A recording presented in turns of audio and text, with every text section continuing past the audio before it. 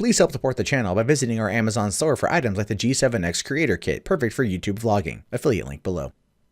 Hey, what's going on everyone? My name is Matt Jarbo. This is $3 Theater, and this is a video that I will probably catch some crap for making, but I have to get my thoughts out there on this one. I came home from Star Wars The Last Jedi, and on the drive I was conflicted. If you've watched my review of it, it's like 24 minutes of me basically just kind of crapping on the movie, which is not something I ever thought I would do, but I have to talk about this because I feel that when it comes to the future of Star Wars, Disney just basically ripped into its heart or chest, or pulled out its heart and then stomped on it. They allowed one of the worst travesties to happen to this particular franchise, or any particular franchise, for how they handled the death of a character, how they handled the character. Keep in mind, Star Wars itself is 40 and a half years old. Opening May 25th, 1977. We got to see the, well, I wasn't born until 82. So for me, I wasn't old enough, or I still had a few more years till I was born. But just going back in that time, you see the adventures of a young farm boy who ends up going on this grand space opera / space western adventure to save the universe from his father, who is the embodiment of pure evil. It is the classic hero's journey filled with awesome special effects for the time, great characters, funny moments, and endearing moments that have floated for 4 decades. Then, of course, we get the rebirth of the franchise with Episode 7 2 years ago. People crapped on it, thinking it was far too similar to A New Hope, thinking that, going forward, they got it out of their system. They're just going to send it off in a new direction. And I thought the same thing. But, oh my God, I did not expect them to do this. Now, first and foremost, what in the hell was going on with Snoke? I want to start off with that. What was going on with Snoke? He had the ability to merge the minds of Rey and Kylo. He could sense Kylo's thoughts and his feelings, and how he didn't have it in him to pull the trigger on his mother. But he had it in him to pull the trigger on his dad. But Snoke did say that it did split his spirit in two. So there was that. And he was able to kind of get them to talk similar to Luke and Vader at the end of Empire. Not just once, but multiple times across great distances, to the point of where they almost materialize in front of each other, where they can touch each other. And when they do touch each other, they're able to then see into each other's future, with Rey seeing that Kylo will turn to the good, and that Kylo seeing whose Rey's parents are, who, through speculation and everything else, was always meant to be, a Kenobi or a Skywalker. But it turns out they're 2 drunkards on Jakku that are sitting in a shallow grave. What? I guess maybe in the concept or the context of the overall message of the movie, that Jedis are always going to be a thing, that the Force is going to live on in many different people, not just a Skywalker bloodline. Maybe that's what they're going for. It still was handled horribly. Then there's the Leia thing. For her last cinematic outing, I feel like they kind of crapped on her memory. Leia was always a politician, a general, a tactician. Yes, we know she's Force sensitive, but she went straight up Superman in space. I'm not even kidding you. All right, you've seen the movie, you know what I'm talking about, right? They blow up the bridge to the ship. Admiral Akbar just gets eviscerated from memory. Way to kill another character that people love, right? Unceremoniously just taken out. Not even nothing. Just, it was like, oh, hey, cool, Mon Calamari, Admiral Akbar, yeah, and then gone. And I'm thinking to myself, my jaw hit the floor when that moment hit, and I'm thinking to myself, oh my God, Leia, they killed her. Like, okay, I get that, but it just felt there was nothing there. There was no emotion there. Nothing building up to it that would make me well up with tears and bawl. I mean, I think about Carrie Fisher dying in real life and I get teary-eyed. But then she's in space and she just kind of and Force pulls herself back to the ship. To which case, when she opens the airlock to get to come back in, it doesn't start sucking things out into space. So there was some physics that were ignored. And she went full Superman as well. She's in space for a fair amount of time, and just pulls herself back in. It just makes no sense. Made no sense. Then she's in a coma for like a day, half a day, 18 hours maybe, I don't know. Wakes up again, uses force push on a door to blow it off its hinges so she can get back into the bridge in order to stun, Poe. They kind of half insinuated that she had a lesbian relationship with Laura Dern's character. There was that half insinuation, by the way. I don't care about that. That's not a negative. I don't really mind. But at the same time, it's like Han left her. She was looking for a little bit of love. Yeah, you get it. Yeah, scissor me timbers. I understand. That's not really ruining factor. I'm just kind of bringing that up because I forgot to mention that in my review. But then we get to Luke and we get to Rey. Now, I've defended Rey for 2 years saying she's not a Mary Sue, and I still don't think she's a Mary Sue.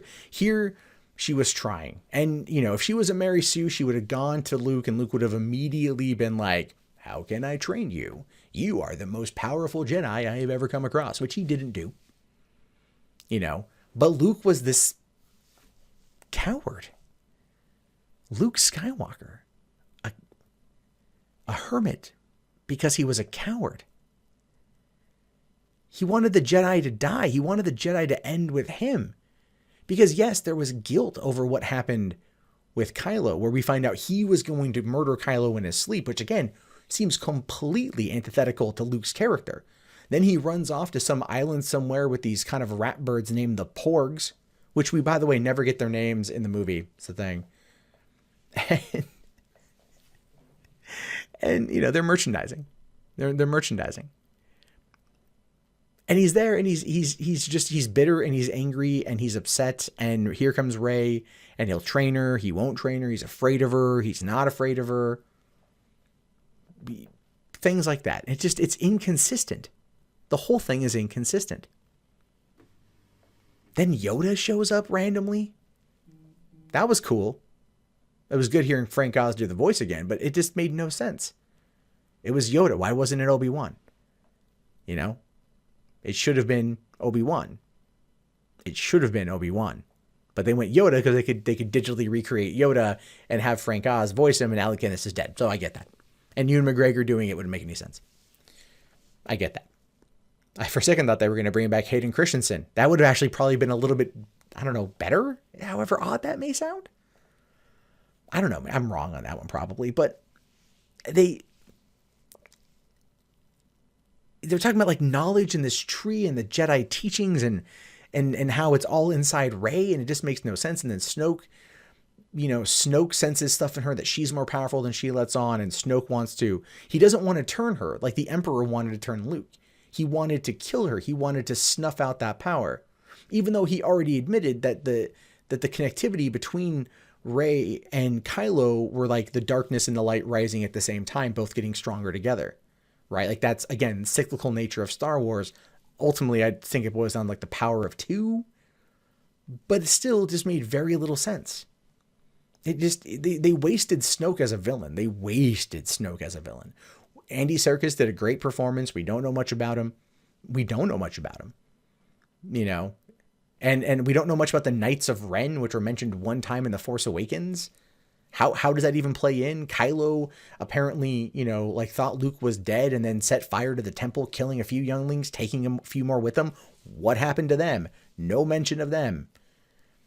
Makes no sense. Then let's get to the two points I want to make. One, the gold dice. That's a tie-in from the Solo movie, I guarantee it. That's a tie-in. Because apparently it had some kind of emotional significance to Leia. Because Luke takes it from the cockpit of the Millennium Falcon for some reason, stealing Han's shit, some reason.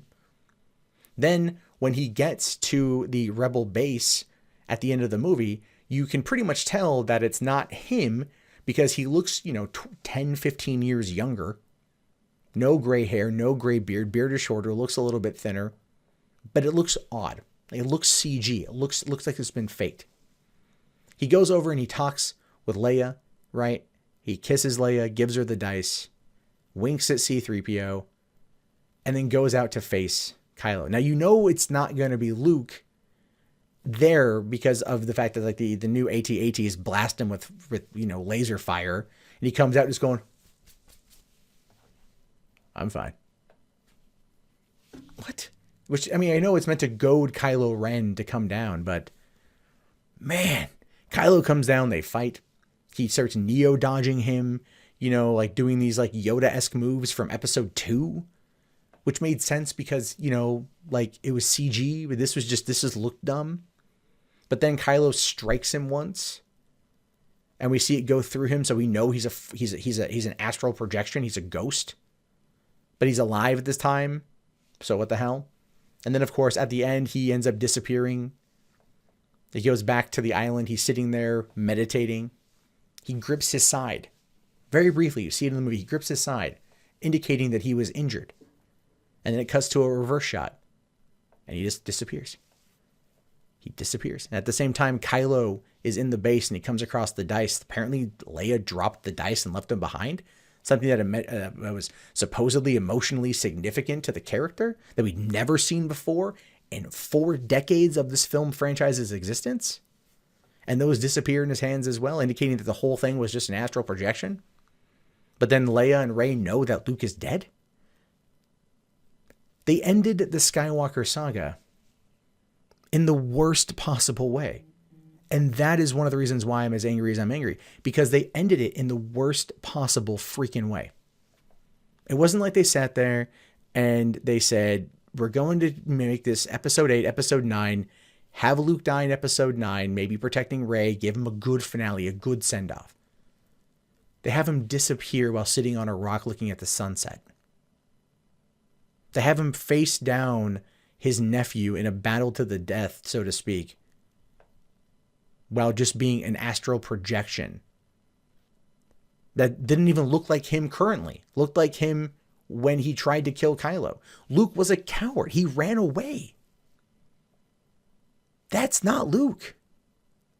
If all of the Star Wars comics and the books with Luke and everything else we know about Luke past the events of Return of the Jedi have shown us anything, even if he felt he failed Kylo, failed Ben Solo, he would not do this. And you can tell that this was a change from J.J. Abrams to Rian Johnson. You can tell that there were things that they tried wrapping up some plot holes from episode 7 that they just expanded here. Disney has destroyed Star Wars with The Last Jedi. I don't believe that's a hyperbolic title to this video. Not to say that the franchise doesn't have a future. Not to say that I'm not going to go see the movies, because I am. I do like the other characters. But they handled something that needed to be delicately handled on 2 fronts, Carrie Fisher and Luke Skywalker. And they shat on both of them. I don't know why. And if you read the comments on Twitter right now, a lot of people are furious at that because it made no logical sense. Now, granted, Star Wars, space opera, space western, whatever you want to call it, just not sci-fi, right, Star Trek fans?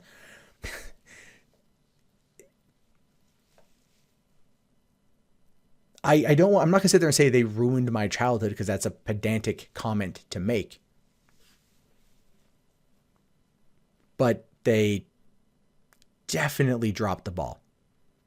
And I have a feeling this is going to have extreme ripples through the fandom and the franchise going forward.